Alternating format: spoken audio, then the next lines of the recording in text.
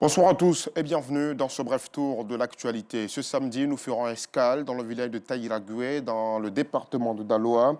C'est là qu'est née la célèbre danse folklorique de l'ouest de la Côte d'Ivoire, le Ziglibiti. Nous irons connaître son histoire, mais aussi découvrir la fabuleuse histoire de son fondateur, l'artiste Ernest Djedje, qui a rendu cette danse internationale dans les années 70 et 80. Nous apprendrons à danser le Ziglibiti, comme vous le voyez sur ces images, en suivant les pas de Maïssa Kogei, qui nous propose cet excellent reportage.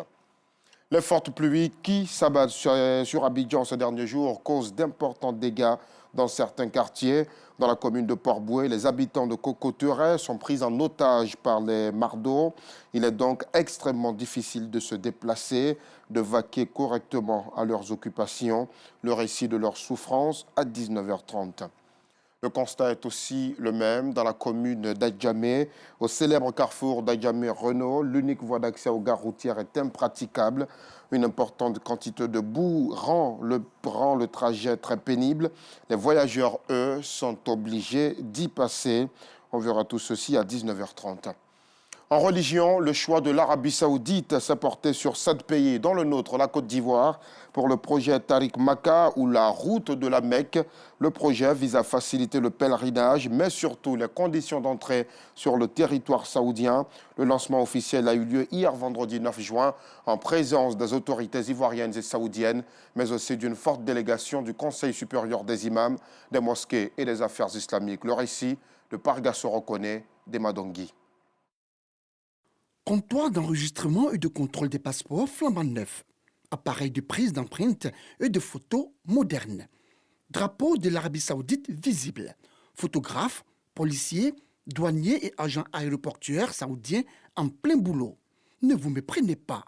Nous ne sommes pas à l'aéroport international de Médine ni de Jeddah, mais bien à l'aérogare sud de l'aéroport international Félix Houphouët-Boigny de Port-Boué en Côte d'Ivoire.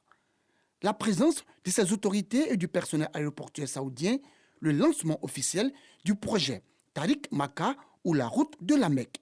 Ce projet, une initiative des autorités de l'Arabie saoudite. Il vise à faciliter le voyage du 5e pilier de l'islam aux candidats au Hajj, mais surtout faciliter les conditions d'entrée sur le territoire saoudien. L'objectif visé par cette initiative est d'accueillir les candidats au Hajj et achever entièrement toutes les procédures liées à leur entrée en Arabie Saoudite à partir d'ici en Côte d'Ivoire. Tariq Makka, ce projet salué par les responsables de la communauté musulmane de Côte d'Ivoire. C'est un honneur sur le plan spirituel et sur le plan social et aussi sur le plan du prestige de la Côte d'Ivoire. Que cette coupe que nous avons eue, il ne faut pas la perdre. En plus des guides de la communauté musulmane, ce projet bénéficie du soutien des autorités de la Côte d'Ivoire. C'est un programme qui permettra à nos pèlerins, après un long voyage, d'aller directement dans leur lieu de résidence. Quel soulagement! Je voudrais, au nom de son Excellence, El Hadj Alassane Ouattara, remercier infiniment Sa Majesté, le roi de l'Arabie Saoudite, pour ce grand honneur fait à notre pays, la Côte d'Ivoire. Après le lancement, personnel aéroportuaire et futurs pèlerins ont reçu la visite des autorités ivoiriennes venues leur apporter le soutien du président de la République, Alassane Ouattara, et de son gouvernement. À leur côté, les diplomates saoudiens et les responsables du COSIM et du CODIS. Ils n'ont pas manqué de leur distribuer des bouquets de fleurs. Heureux, les candidats au Hajj entendent prier pour la paix et le développement de la Côte d'Ivoire. On était vraiment heureux de voir Kandia, le Cheikh Aïman, les ministres, en tout cas, ça nous a fait plaisir. Nous abordons un virage important, il s'agit donc des élections. Donc on ne peut pas aller en lieu saint et sans prier pour que la paix règne en Côte d'Ivoire.